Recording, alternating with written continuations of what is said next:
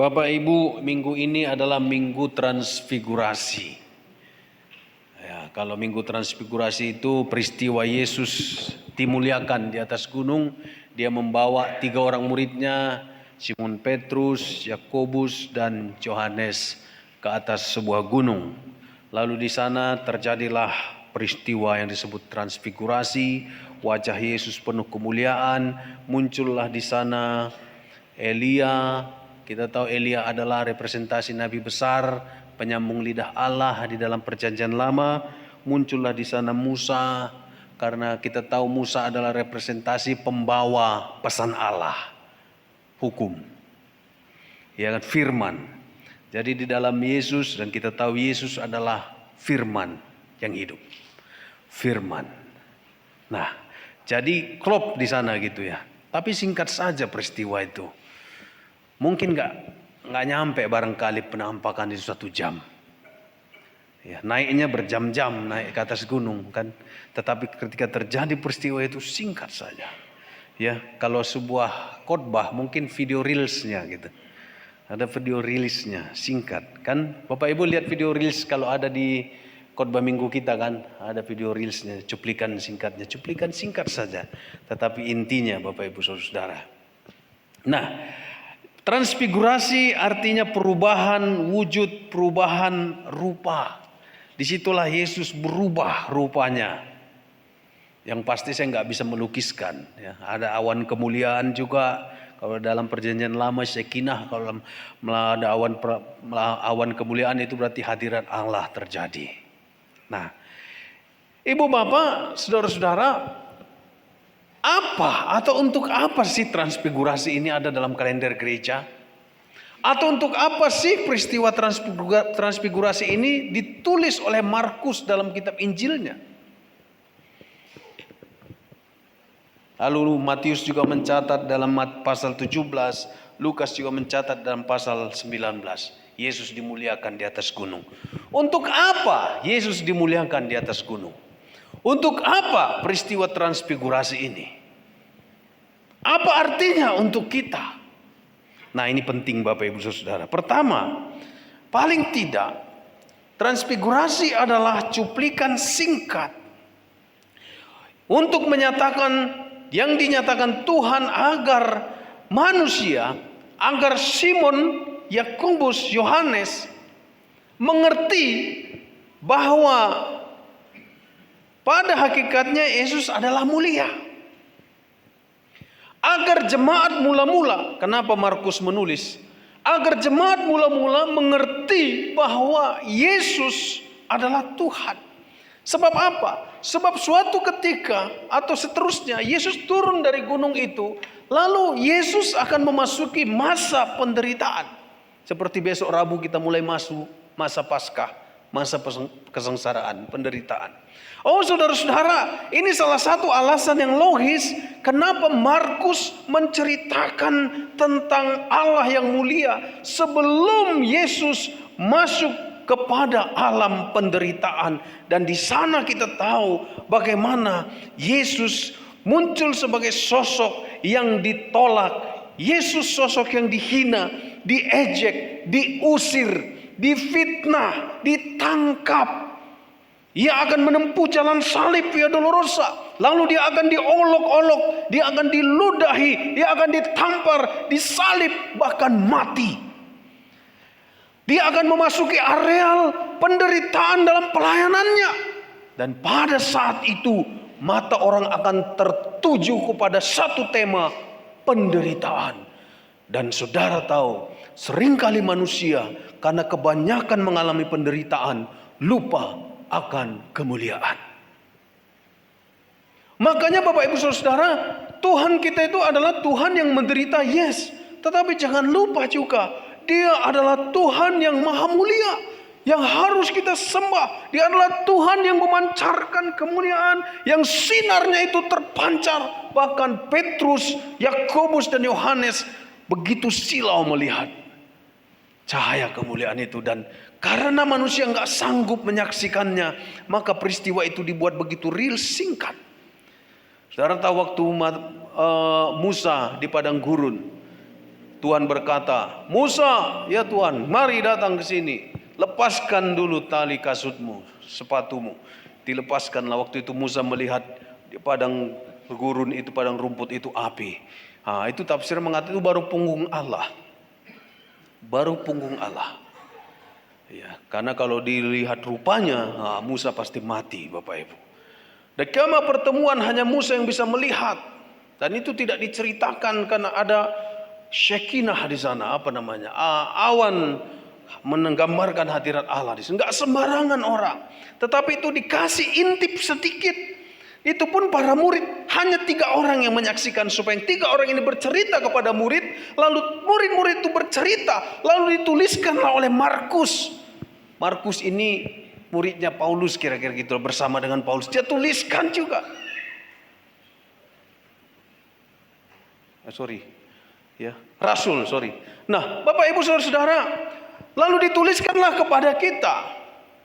Diberitahukan kepada kita hari ini bahwa ini loh, sebelum kita memasuki penderitaan, ingatlah ada peristiwa besar walaupun singkat, yaitu peristiwa pemberitahuan Alkitab bahwa Allah itu adalah Allah yang mulia. Kenapa penting? Karena bagi kekristenan dan dialami oleh banyak orang, saking menderitanya hidup ini, orang lupa lagi beriman, orang lupa lagi melihat Allah yang mulia. Saudara harus jujur, kadang sakit, penyakit, penderitaan mematahkan semangat iman seseorang. Apalah artinya pendeta? Hidup gini kayak gini aja lah. Apalah lagi mau dilihat? Mungkin udah ini kehendak Tuhan lah. Jadi penderitaan, kesusahan. Belum lagi seseorang anak yang dibesarkan di tengah keluarga yang sadis, di tengah keluarga yang gak kenal Tuhan, yang dia lihat adalah kekerasan, yang dia lihat adalah kejahatan, maka nggak ada lagi kemuliaan. Ya, hidup ini begitulah gitu. Nah, Ibu Bapak Saudara-saudara, ini yang perlu. Makanya Injil ini, bahkan gereja juga menceritakan, menyampaikan kepada kita, ayo ketahuilah umat Tuhan bahwa Tuhan itu adalah Tuhan yang mulia. Dia nggak berhenti pada Tuhan yang tersalib, tergantung di atas salib. Dia nggak hanya Tuhan yang menderita, sehingga ketika orang berkata, yuk kita ikut Tuhan, yuk ikut menderita saja. Oh enggak. Dan jangan lupa, sebelum penderitaan, Tuhan adalah Tuhan yang mulia. Setelah penderitaan lalu, bangkit dia dari kematian. Nah ini kan perubahan lagi, transfigurasi lagi. Cahaya kemuliaan Tuhan ketika Yesus bangkit dari alam kematian, dia kembali dinyatakan sebagai Tuhan yang mulia. Nah Ibu Bapak Saudara-saudara, implikasinya karena Tuhan kita Tuhan yang mulia, berarti kita umat yang mulia harusnya. Makanya ada firman Tuhan berkata, semua yang benar, semua yang mulia, yang adil dan suci, pikirkanlah. Ya. Kalau ada sabda Tuhan, semua, ada lagunya itu lagi ya, semua yang benar, semua yang mulia, yang adil dan suci, pikirkanlah. Lalu kita pikir, apa yang mulia? Pertama, yang mulia itu adalah Tuhan. Tuhan kita itu adalah Tuhan yang mulia meskipun dia disalib. Itu adalah perlakuan hina yang kita buat, yang manusia buat kepada Tuhan yang mulia. Sehingga implikasinya adalah kita sebagai anak Tuhan harus memikirkan tentang hal-hal yang mulia. Apakah yang hal mulia itu? Hal mulia bukan dalam paradigma duniawi. Hal yang mulia bukan hormat Tuanku yang mulia, paduka mulia. Bukan. Yang mulia bukan dalam pengertian jabatan. Kalau ada yang jabatannya tinggi lebih dimuliakan. Hal mulia bukan dalam artian karena dia punya uang dan lebih kaya. Dalam hal itu kekayaanlah yang mengangkat dia dalam kemuliaan. Bukan. Kemuliaan anak-anak Tuhan adalah kemuliaan yang dicerminkan karena dia adalah pengikut Tuhan yang mulia. Ada amin? Maka itu Bapak Ibu Saudara, kalau Tuhan kita mulia, jangan hinakan dia. Paling tidak lewat tindakan kita. Apalagi dengan perkataan kita. Jangan. Kalau orang Kristen, simpelnya, janganlah mengungkapkan hal-hal yang gak baik, misalnya di medsos. Jauh dari kemuliaan Tuhan Bapak Ibu. Apalagi kata-kata kotor di sana. Ceritanya sih gereja, tetapi umpatan-umpatan kotor, aduh malu saya gitu. Saya kalau pertemanan dengan seperti itu malu saya lihat. Sehingga dalam benak saya kalau ada ibu ini harus lewatin aja kalau pas saya ngelihat postingan di media sosial.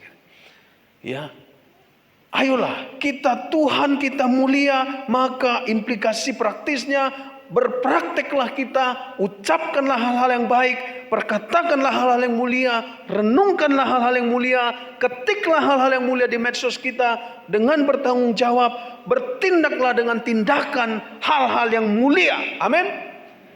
Nah, ini anak muda, lakukanlah hal-hal mulia. Jangan lakukan hal-hal yang kotor, jangan lakukan hal-hal yang najis, jangan bergaul dengan hal yang jahat. Jangan masuk dalam pergaulan yang gak benar. Karena ingat Tuhanmu itu Tuhan yang mulia. Nah, itu satu, Bapak Ibu Saudara. Yang kedua, untuk apa peristiwa transfigurasi ini? Peristiwa transfigurasi berbicara juga untuk suatu format keteladanan iman. Keteladanan dari mana? Keteladanan dari Yesus, Bapak Ibu Saudara. Keteladanan dari Tuhan sendiri. Transfigurasi berarti Allah meneladankan dirinya dengan sengaja merubah dirinya. Bukan Tuhan, bukan manusia yang berubah jadi Tuhan. Salah. Kan itu yang sering dituduhkan orang kepada kita. Tuhanmu kapan diangkat jadi Tuhan? Tahun 325 katanya. Tahu-tahu pula orang. Lebih tahu dia gitu daripada Alkitab. Ya. Bukan. Memang Yesus berjalan dari bawah gunung ke atas, lalu di atas dia berubah menjadi ilahi yang penuh kemuliaan. Bukan berarti dia adalah Tuhan yang diubah, yang kita ubah dari manusia menjadi Tuhan, lalu kita tuhankan, lalu kita sembah. Itu yang dibilang orang kafir, sesat. Enggak. Mereka nggak mengerti. Dan banyak orang Kristen juga nggak mengerti. Transfigurasi berarti Allah meneladankan dirinya dengan sengaja merubah dirinya bukan dari manusia biasa kepada sosok yang mulia, melainkan dari sosok yang mulia menjadi sosok yang tidak mulia, mengosongkan dirinya, ditinggalkannya kemuliaannya di atas, bukan hanya di atas gunung kan nanti turun, tapi dari atas sorga yang penuh kemuliaan, ditinggalkannya, turun dia ke bumi. Jadi supaya manusia nggak salah kenal, dibukalah sedikit cuplikan. Inilah Yesus itu sebenarnya mulia.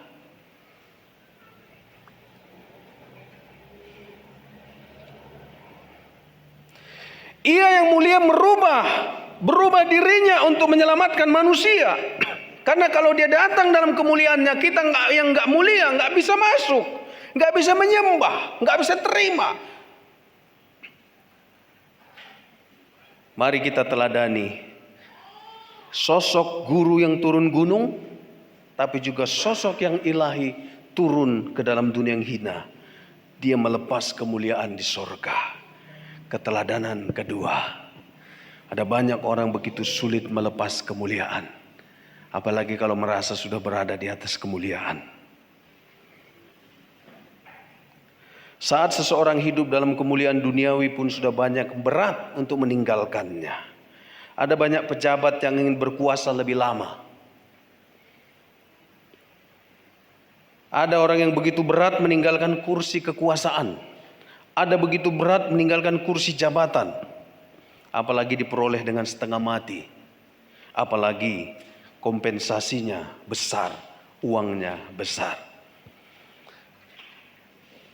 Ada banyak orang pejabat besar akhirnya ketika melepas jabatannya sakit. Ini namanya post power syndrome dalam ilmu psikologi. Sindrom sarang hampa katanya. Dulu dia begitu dihormati, datang dia kan, sini dibawakan tasnya Pak. Wah, hidupnya penuh makna. Kalau dia nggak datang sidang nggak dimulai, kan gitu kan. Tetapi ketika itu semua lenyap, dia menjadi bengong gini hari-harinya.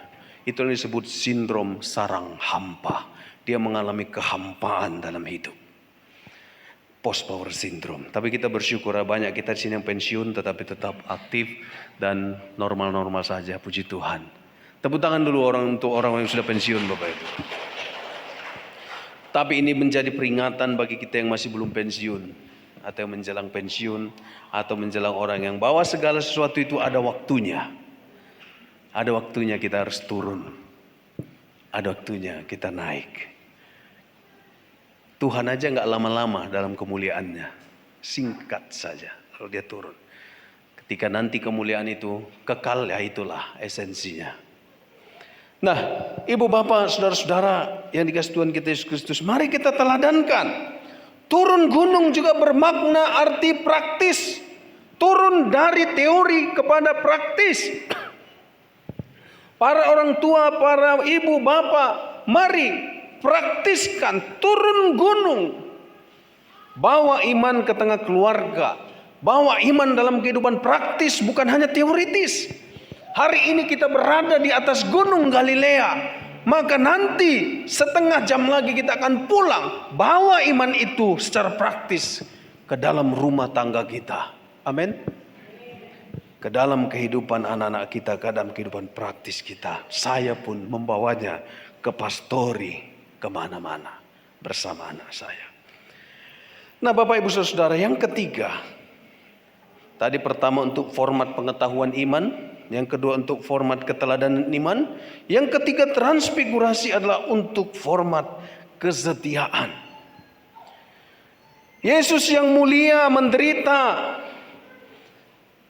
Lalu kita tahu jalan penderitaan itu begitu berat dan begitu sulit sekali.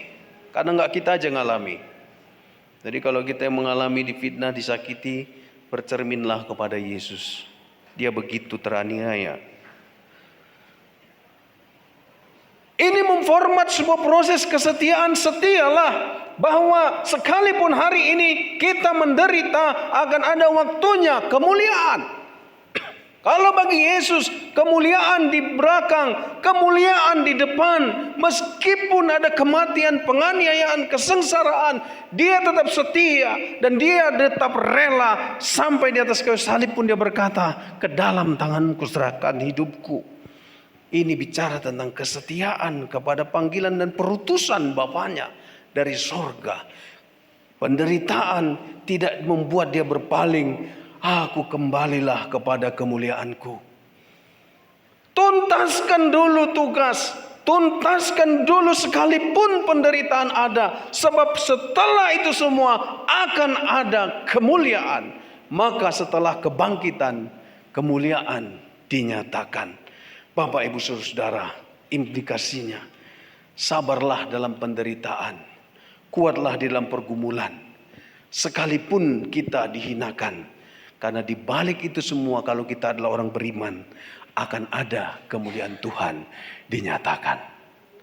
Tinggal menunggu waktu saja. Teladanilah Yesus dalam kesetiaan. Bagaimanakah penderitaan hidup kita saat ini?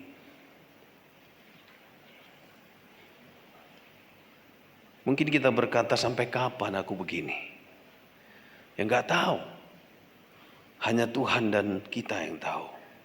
Waktu Tuhan pasti. Ada orang yang gak sabar lalu memilih jalannya sendiri. Ada orang gak sabar lalu memilih apatis, pesimis. Tapi di dalam iman transfigurasi, ingat, Tuhan bisa mengubah dirinya. Apalagi mengubah kita. Tuhan mengubah suasana ketakutan menjadi suasana sukacita. Tuhan bisa mengubahkan. Yang penting jangan tinggal lama-lama. Miliki perspektif kemuliaan. Jangan seperti Petrus. Tuhan, aku mau mengalami kebahagiaan terus. Biarlah kita tinggal di gunung ini saja. Kita dirikan kemah. Satu buat Tuhan. Satu buat Musa. Satu buat siapa? Elia. Tapi Yesus sekejap itu hilang. Lalu Yesus bilang, ayo kita turun gunung menghadapi realita hidup penderitaan. Bapak Ibu Saudara, tetaplah setia. Jangan terbuai oleh kemuliaan, jangan terbuai oleh kemuliaan dari perspektif dunia, apalagi kenikmatan semata. Semuanya itu bisa kita nikmati, tetapi kita hidup bukan hanya untuk itu. Hidup masih berlanjut bahkan sampai kepada kekekalan. Kemuliaan kita bukan pada status, uang dan jabatan, itu harus jelas. Kemuliaan kita adalah sebagai anak-anak Tuhan yang menjalani misi Allah bagi dunia. Bukan tinggal di atas gunung seperti Simon yang menawarkan kemah. Kemuliaan kita adalah suatu saat kita harus turun gunung bersama Yesus. Dan kalau saat ini kita sebagai umat Yesus, kemuliaan kita adalah karena kita sebagai murid Yesus. Kemuliaan kita adalah karena kita setia ikut Dia, hidup memuliakan namanya, bekerja, berkarya, bersaksi, dan menjadi umat yang aktif dan proaktif dalam kehidupan, dalam pelayanan, di dalam gereja, dimanapun kita berada. Setialah, Tuhan akan mengubahkan segala sesuatu menjadi lebih indah. Sekali lagi, di balik penderitaan pasti ada kemuliaan. Tuhan Yesus memberkati kita.